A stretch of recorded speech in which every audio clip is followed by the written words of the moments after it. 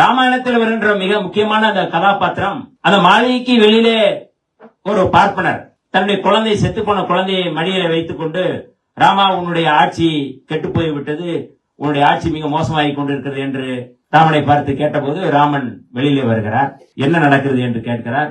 நீங்க காட்டுல போய் பாருங்க என்று சொல்லுகிறார் அந்த பார்ப்பனர். நீ என்ன செய்து கொண்டிருக்கிறாய் என்றால், நான் தவம் செய்து கொண்டிருக்கிறேன் என்று சொல்லுகிறான். உன்னுடைய பெயர் என்ன என்றால் சம்புகன்.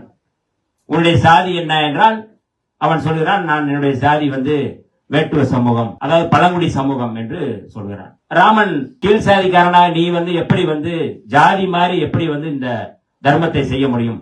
அந்தந்த சாதிக்கென்று ஒரு தர்மம் இருக்கின்றது, நீ சாதி மாதிரி இந்த தர்மத்தை எப்படி செய்ய முடியும் என்று சொல்லி வாள் எடுத்து அவனுடைய தலையை வெட்டி படுகொலை செய்கிறான். அந்த ரத்தம் அந்த குழந்தைக்கு தெரித்த பிறகு அந்த குழந்தை உயிர்ப்பித்ததாக அந்த கதையிலே சொல்லப்படுகின்றது. எல்லாத்திற்கும் மேல இப்ப வன்னி அரசு ஒரு பேச்சு பேசியிருக்கிறார். நான் கடுமையான எனது கண்டனத்தை நான் தெரிவிக்கிறேன். பிராமணர்களுக்காக ஒரு பழங்குடியினரை கொன்னார் அப்படின்னு ஒரு ஸ்டேட்மெண்ட் சொல்லி ஏதோ பக்கத்துல இருந்து பார்த்தாரு. நீ என்னன்னு கேட்டாராம். உடனே அவன் ஏதோ சொன்னாராம்.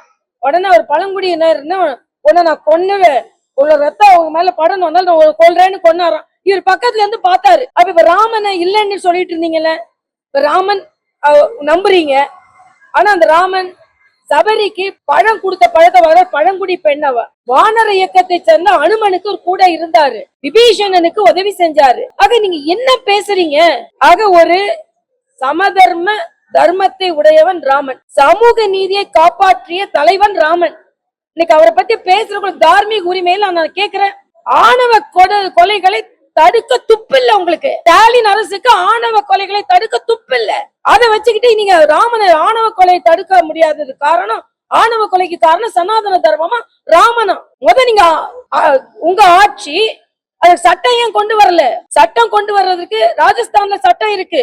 ஒரு ஓட்டு கூட இந்த இந்தி கூட்டணிக்கு விழக்கூடாதுன்னு நான் சொல்றேன்.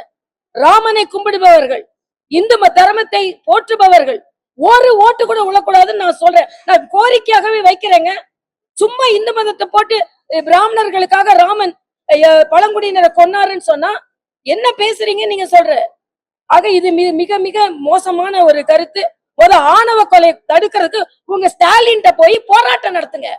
கூட்டணிக்காக கூல கும்பிடு போட்டுட்டு உட்கார்ந்து இருக்காதுங்க. அழுத்தி சொல்லுவேன், என்னைக்கோ உள்ள ராமன் காரணமா ஸ்டாலின் காரணம் இல்லையா? அதனால இது பொறுத்து கொள்ள முடியாத ஒன்று என்பதை நான் அழுத்தமாக பதிவு செய்கிறேன்.